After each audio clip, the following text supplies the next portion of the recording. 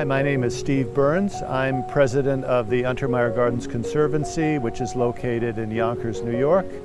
We're restoring Untermyer Gardens, for which I received an Arthur Ross Award a couple years ago. Come, let's look at the garden. In 1916, Samuel Untermeyer, one of the most successful lawyers in America, hired the architect Wells Bosworth to design his garden on the Hudson River in Yonkers. Bosworth had designed the house and garden at Kykuit for the Rockefeller family. Untermeyer was intensely ambitious and requested that it become the finest garden in America, and backed it up with 60 gardeners and 60 greenhouses. The walled garden is the largest and most famous part of the garden.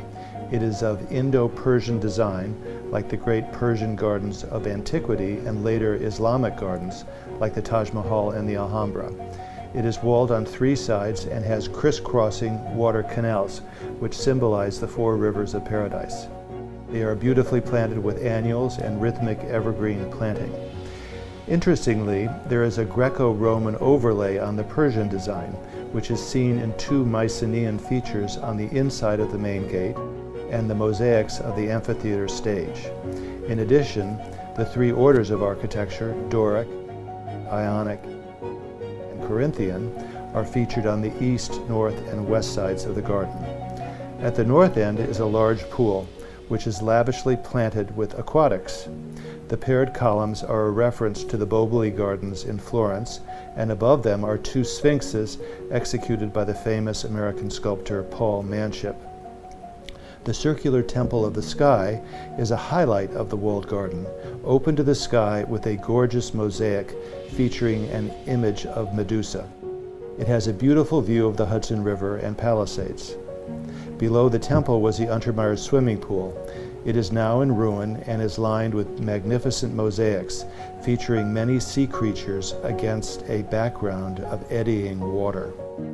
The lower terrace has a beautiful collection of over 40 types of hydrangeas.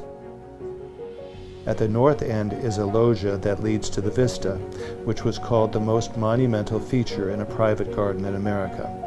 The design was suggested by Samuel Untermeyer, who had seen a similar design at the Villa d'Este on Lake Como.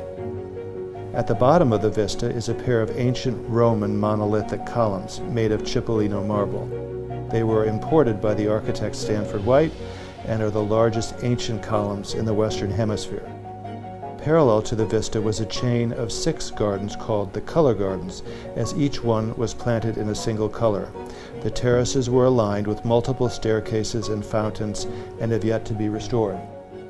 Below the lowest color garden was a very long series of gardens, which originally featured roses and dahlias. We are in the process of excavating the flower beds and paths and intend to plant an ornamental vegetable garden there. At the bottom is the ruined garden, which was created in and around the shell of a ruined gatehouse. The exterior of the building was cleaned, but the graffiti remains inside, revealing its history of abuse. The pathway inside this garden is made from discarded architectural elements found on site. Another highlight is the Temple of Love, a man-made assemblage of rocks surmounted by a temple. The upper part has 5 waterfalls and the lower part has a series of cascades. A beautiful shade garden surrounds the temple and a sunny garden flanks the cascades. Finally, adjacent to this is the new rock and stream garden. The lower section of the garden has rock garden plants and the upper part features other herbaceous plantings.